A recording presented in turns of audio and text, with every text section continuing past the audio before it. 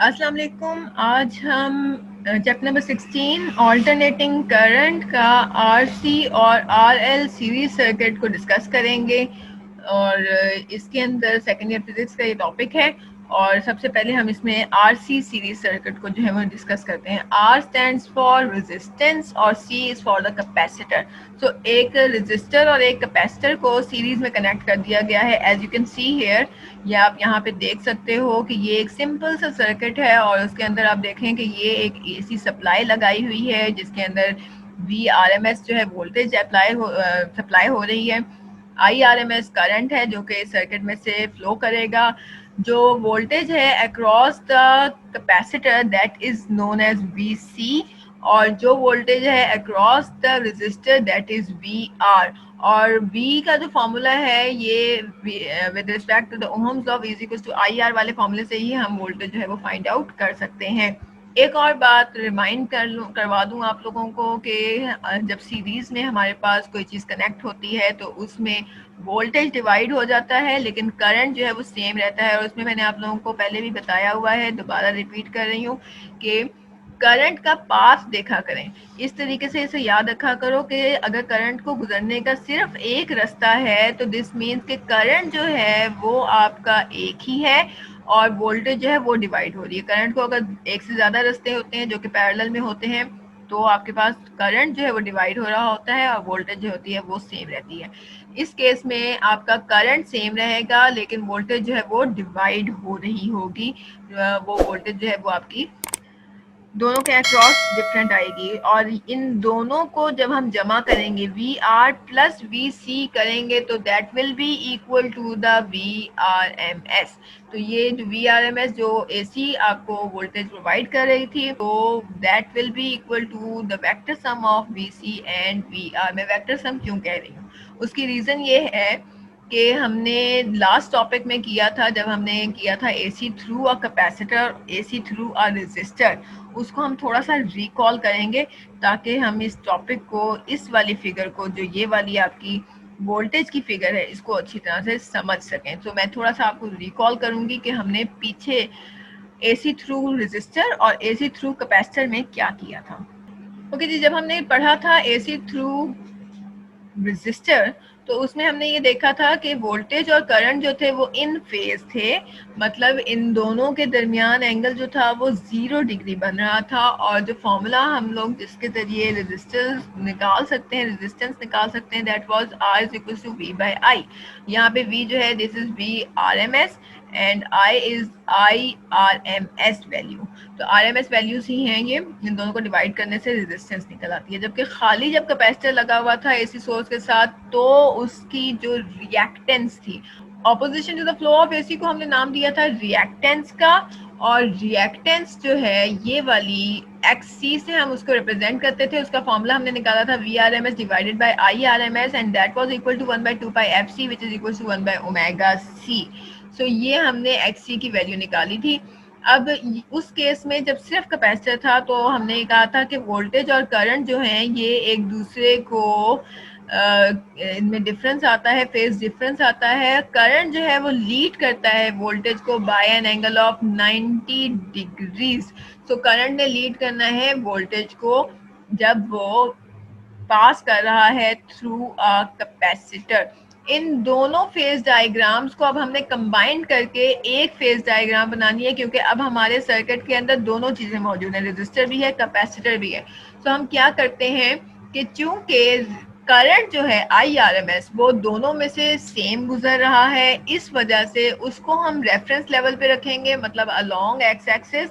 आपने ये along x axis जो है ये अपना IRMS को बना लेना है और इसके लिहाज से जो है वो हम VR और VC को प्लॉट करेंगे। इसके लिहाज से उसके दोनों के वेक्टर्स जो हैं वो यहाँ पे बनाए जाएंगे। सो अगर IRMS अलोंग एक्स एक्सिस है तो फिर VR भी अलोंग एक्स एक्सिस होगा, क्योंकि रेजिस्टर में से गुजरते हुए AC जो है दोनों इन फेज होते हैं, दोनों की डायरेक्शन सेम होती है। लिहाजा अगर मैंने एक्स एक्सिस के अलोंग IRMS लिखा था तो VR जो है वोल्टेज अक्रॉस द रेजिस्टर जो होगा वो भी इसी डायरेक्शन में आएगा।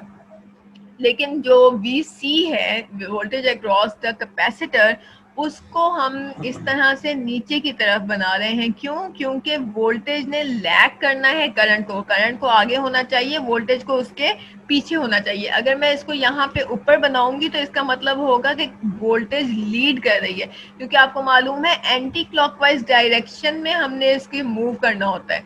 सो एंटी क्लॉकवाइज डायरेक्शन के अंदर हम पॉजिटिव ले रहे होते हैं मोशन को, तो ये VC ने यहाँ से आगे जाना है और ये IRMS यहाँ से उस लिहाज से आगे जाएगा। सो इस लिहाज से IRMS जो है ये आगे है और ये VC जो है हम नीचे की तरफ बनाएंगे कि ये जो है ये 90 डिग्री लैग कर रहा है करंट की वैल्यू, करंट की आपने डायरेक्शन को चेंज नहीं करना था ना, तो उस लिहाज से हमने ये वाली फिगर यहाँ नहीं बनानी। हमने अब अपने इस सिनेरियो के लिहाज से जो आपका रेजिस्टेंस और कैपेसिटर का कंबाइंड इफेक्ट आपने निकालना है, उसके लिहाज से अगर आप देखोगे तो इस तरह की हमारी फिगर बनेगी। VC को हम नीचे की तरफ बनाएंगे।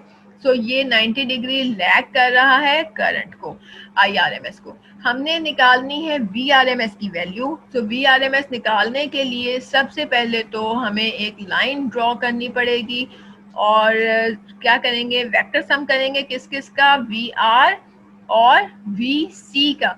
और दो वेक्टर्स को जमा करने का तरीका है by head to tail rule. और हेड टू टेल रूल हमें ये कहता है कि जी अगर this is your first vector VR and this is your second vector VC, तो फर्स्ट वेक्टर के हेड पे आपने सेकंड वेक्टर को इस तरह बनाना है कि उसकी टेल जो है वो उसके हेड के साथ, फर्स्ट वेक्टर के हेड के साथ सेकंड वेक्टर की टेल जो है वो कोइंसाइड करे। तो मैं ये वेक्टर जो है ये मैं दोबारा से बना रही हूँ VR के हेड पे। तो हेड पे अगर मैं ये वेक्टर बनाती हूँ तो मेरा वेक्टर कुछ इस तरह से बनता है। मैग्नीट्यूड बिल्कुल इसके बिल्कुल बराबर है और डायरेक्शन भी उसके लिहाज से ही आ रही है। अब ये जो है इसका हेड जो है वो यहाँ पे आएगा, जो सेकंड वेक्टर का हेड है। अब जो आपका रिजल्टेंट वेक्टर होता है वो हमेशा बनता है tail of the first vector and head of the last vector. तो मैं रिजल्टेंट वेक्टर अगर बनाना चाहूंगी तो मैं कैसे बनाऊंगी, ये टेल से मैं स्टार्ट करूंगी और हेड तक मैंने जाना है। सो अगेन डायरेक्शन जो है वो टेल से हेड की तरफ होती है। तो this will be the direction of the resultant vector. और इन दोनों को जमा करने से आपके पास क्या बनता है, इन दोनों चीज़ों को जमा करने से हमारे पास जो वैल्यू आती है दैट इज VRMS। तो इसको हम नाम देंगे जो रिजल्टेंट वेक्टर है VR और VC का, दैट इज एक्चुअली VRMS। तो ये जो आपके पास एक राइट एंगल ट्रायंगल बना, इस राइट एंगल ट्रायंगल में हमने जो VRMS ये निकला है इसका मैग्नीट्यूड भी निकालना है और इसकी डायरेक्शन भी निकालनी है। डायरेक्शन आपको मालूम है थीटा एंगल से निकलती है और थीटा एंगल हम हमेशा पॉजिटिव एक्स एक्सिस के साथ जो एंगल बनता है उसको कहते हैं। मतलब यहाँ पे ये जो एंगल बनेगा this will be known as the angle theta. ये वाली डायग्राम जो है ये मैंने आपको बता दिया कि ये हमारी डायग्राम कैसे बनी है। अब इसमें ये याद रखिएगा VR जो है that is equal to IRMS into capital R, जबकि VC है that is equal to IRMS into XC। X इसलिए लगाएंगे क्योंकि हम रिएक्टेंस की बात करते हैं, हम रेजिस्टेंस R नहीं लगाते हैं। कैपेसिटर की ऑपोजिशन जो होती है वो रिएक्टेंस से शो होती है। जबकि अब R और C दो चीजें यहाँ पे कंबाइंड हो रही हैं, तो यहाँ पे कंबाइंड इफेक्ट आएगा रिएक्टेंस और रेजिस्टेंस का, तो इसको हम कहते हैं इम्पीडेंस। तो इस वजह से VRMS will be equal to IRMS into Z। तो इसको हम Z से रिप्रेजेंट करेंगे। इन सारी चीजों को पाइथागोरस थ्योरम में लगा लो, आपको याद होगा। Let me recall that as well. Figure आपको याद होगी फर्स्ट ईयर में हमने वेक्टर्स के एडिशन में ये किया था कि रिजल्टेंट वेक्टर का मैग्नीट्यूड जो होता है वो F is equal to under root of FX square plus FY square से हम निकालते हैं। ये पाइथागोरस थ्योरम यहाँ पे लगाया होता था कि हाइपोटेनस का square is equal to base square plus perpendicular का स्क्वायर। सो यहाँ से हमारे पास F is equal to under root FX square plus FY square निकलता था। एंगल निकालने के लिए theta is equal to tan inverse of FY by FX है। ये दोनों चीजें हमने यहाँ पे यूज करनी है क्योंकि यहाँ पे हमारे पास राइट एंगल ट्रायंगल ही बन रहा था। देखें ये एक राइट एंगल ट्रायंगल बन रहा है। This is your FX and this is your FY। मतलब VR जो है ये FX है और VC जो है ये है y।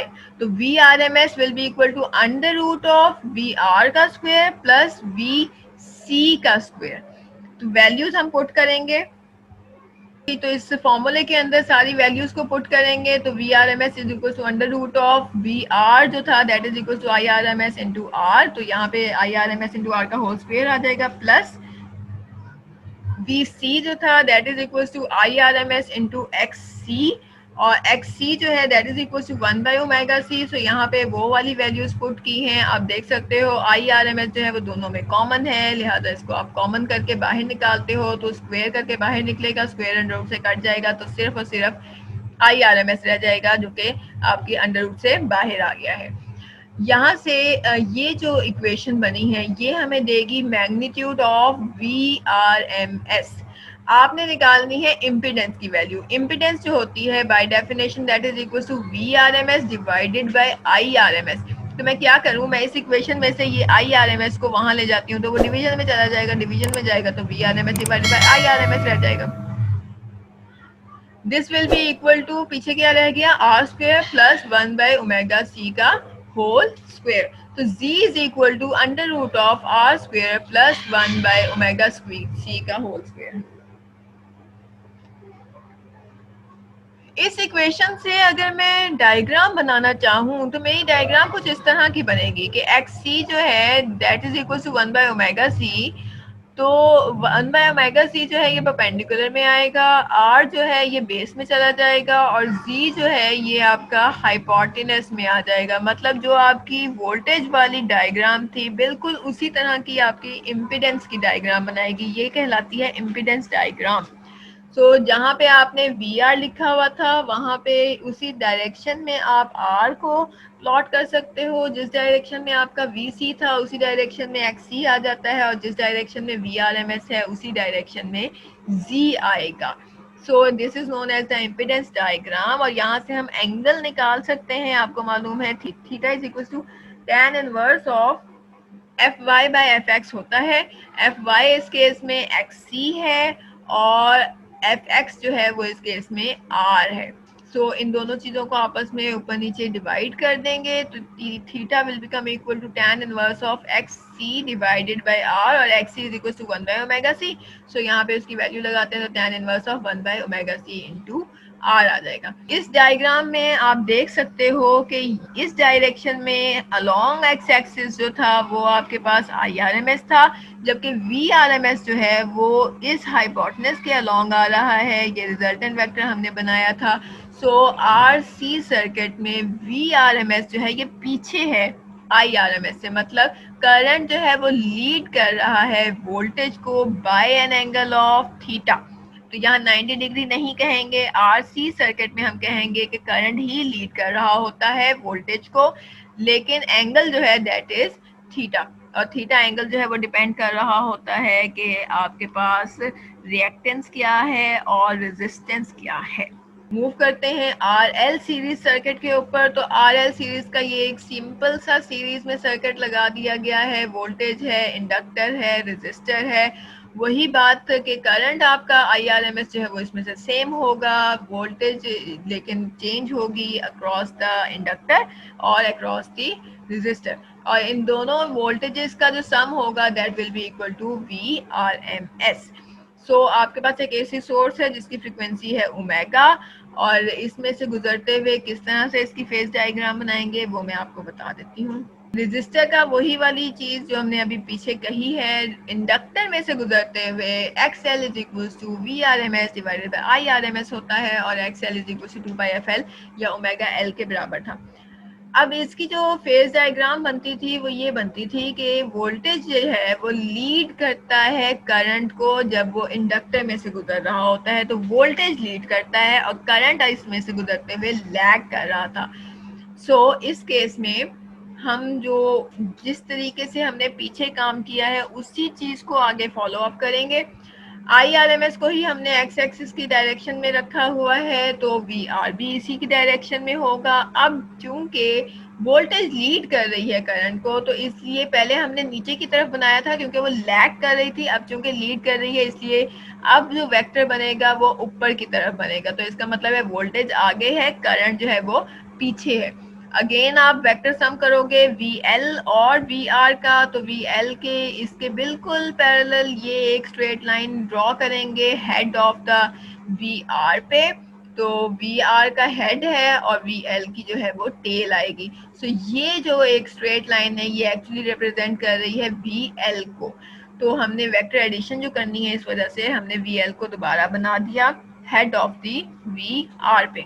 सो अगर रिजल्टेंट निकालना है तो रिजल्टेंट निकलता है tail of the first vector join करेंगे head of the last vector के साथ, और ये आपके पास VRMS की वैल्यू निकलेगी, और इसका मैग्नीट्यूड और इसकी जो डायरेक्शन है, यहाँ जो एंगल बन रहा है वो पॉजिटिव एक्स एक्सिस के साथ, again this angle is going to be theta. So हम इन दोनों चीजों की इसकी मैग्नीट्यूड और इसकी डायरेक्शन थीटा भी निकाल लेंगे। फॉलो हमने इन्हीं स्टेप्स को करना है जो हमने कैपेसिटर के लिए किए थे, वही स्टेप्स दोबारा से फॉलो करेंगे। सिर्फ और सिर्फ फर्क इतना पड़ेगा कि यहाँ पे ओमेगा सी डिनोमिनेटर में था, अब ओमेगा एल जो है, जो एक्स एल है, that is in the numerator, क्योंकि X L is equal to omega L होता है, तो 1 बाय ओमेगा सी नहीं आता, यहाँ पे ओमेगा एल आएगा। सो यहाँ पे बिल्कुल इन्हीं स्टेप्स को हम फॉलो करते जाएंगे। VRMS को हम लिखेंगे equal to under root of IRMS R का whole square plus IRMS into XL का होल स्क्वायर आएगा, XC अब नहीं आएगा। तो हम यहाँ पे XC को काट के यहाँ पे लिखेंगे ओमेगा एल का whole square.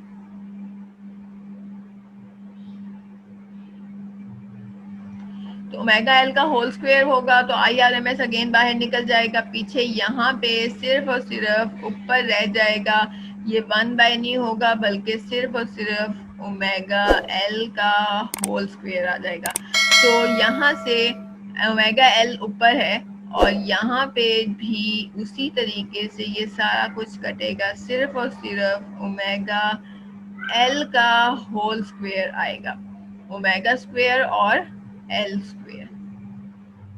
So direct book में जो है डायरेक्ट आपके पास फाइनल रिलेशन आ जाता है, z is equal to under root of R square plus omega L का होल स्क्वायर, और theta will become equal to tan inverse of omega L divided by R. और यहाँ से वही उसी तरीके से जिस तरह से हमने अभी वेक्टर जो वोल्टेज की वेक्टर डायग्राम बनाई थी, फेज डायग्राम बनाई थी, उस तरह से इम्पिडेंस डायग्राम बन जाएगी। जिस डायरेक्शन में VL था उस डायरेक्शन में XL आएगा, जिस डायरेक्शन में VR था उस डायरेक्शन में सिंपल R आएगा, और जिस डायरेक्शन में VRMS था उस डायरेक्शन में Z आ जाएगा। दरमियान में यहाँ पे एंगल जो है वो थीटा बन रहा था, तो theta will become equal to tan inverse of omega L divided by capital R। Voltage diagram इसकी बनती है, उसमें आप देख सकते हैं कि जी वोल्टेज जो है वो लीड कर रही है करंट को। सो RC सर्किट में voltage leads the current by an angle of theta degrees. अगर इस वाली डायग्राम को और पिछली डायग्राम को, XC वाली डायग्राम को आप कंपेयर करें तो आप देख सकते हैं कि XL जो है वो ऊपर की तरफ है, जबकि XC जो है वो डाउनवर्ड डायरेक्शन में आती है। मतलब XL और XC जो है वो टोटली ऑपोजिट डायरेक्शंस में आ जाते हैं। होपफुली आपको समझ आ गई होगी। These are the important questions. ये लॉन्ग क्वेश्चन में ही आता है, टॉपिक शॉर्ट में नहीं आता। इंपॉर्टेंट क्वेश्चन है, ड्राइव करें relation for impedance of an RC circuit using the impedance diagram, और कैलकुलेट करें impedance of an RL circuit using the impedance diagram. Like and subscribe the channel. Log on to www.testmaker.pk for online assessments.